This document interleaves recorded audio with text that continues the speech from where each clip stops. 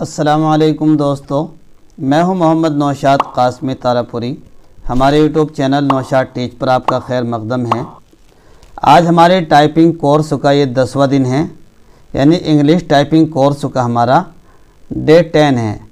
इससे पहले आपको हम कैपिटल और स्मॉल लेटर की मशक़ करा चुके हैं और ये भी बता चुके हैं कि उंगलियां कहाँ रखनी हैं, किस की पर रखनी हैं और कौन सी लाइन को क्या कहते हैं, होम रो कौन सी है, अपर रो कौन सी है और बॉटम रो कौन सी है। ये सारे तफसीलात आप जान चुके हैं। और कैपिटल लेटर कैसे लिखने हैं, स्मॉल लेटर कैसे लिखने हैं, इसके बारे में भी हम इससे पहले वीडियो में बता चुके हैं। आज हम आपको एक काम देने वाले हैं, जिस काम को कर आप बहुत अच्छे और स्पीड के साथ आप इंग्लिश टाइपिंग सीख सकते हैं।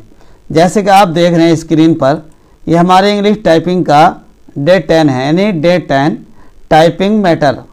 ये हम थोड़ा सा मैटर आपको दे रहे हैं, इसकी आपको मशक़ करनी है। इसके अंदर जो इससे पहले वर्ड दे चुके हैं वही आगे पीछे कर कर लिखे गए हैं। इसी के साथ साथ में आपको कम से कम एक पैराग्राफ आप किसी भी केमिस्ट्री किताब का, इंग्लिश किताब की जो केमिस्ट्री की बुक होती है, एक चैप्टर ले लें। उस चैप्टर को आप कम से कम 10 मरतबा उसकी मशक़ करेंगे। जब आप 10 मरतबा मशक़ कर लेंगे तो मैं समझता हूँ इंशाअल्लाह आप बहुत अच्छी स्पीड के साथ लिखना शुरू कर देंगे। तो सबसे पहले आपको इसी की मशक़ करनी है, जो ये मैटर मैं आपको दिखा रहा हूँ।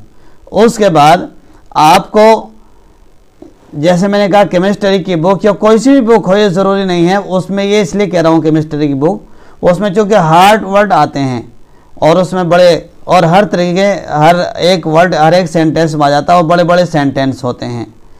तो जब हम बड़े बड़े सेंटेंस की मशक़ करेंगे या कोई सी भी किताब जिसमें बड़े बड़े सेंटेंस मौजूद हों, आप वो किताब ले लीजिए और आप मशक़ कीजिए।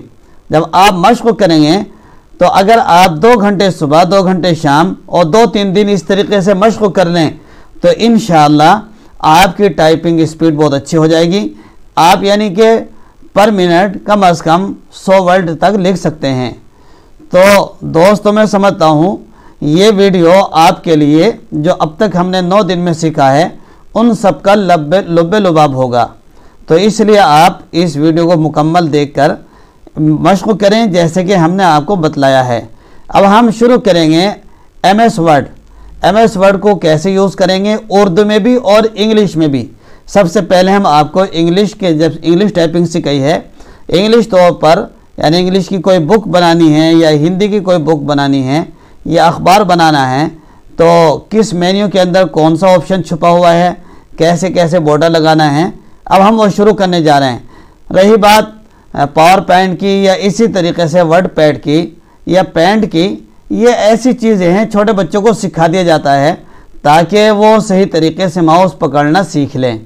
क्योंकि हमें आगे चलकर हमारा जो मकसद है, टारगेट है, वो है MS वर्ड के अंदर उर्दू हम कैसे लिखेंगे, कैसे बड़े बड़े पोस्टर बनाएंगे, किस तरीके से रसीद बुक, मोनोग्राम बनाएंगे, वो सारी चीज़ें आगे चलकर हम इसी प्रोग्राम में सिखाने वाले हैं।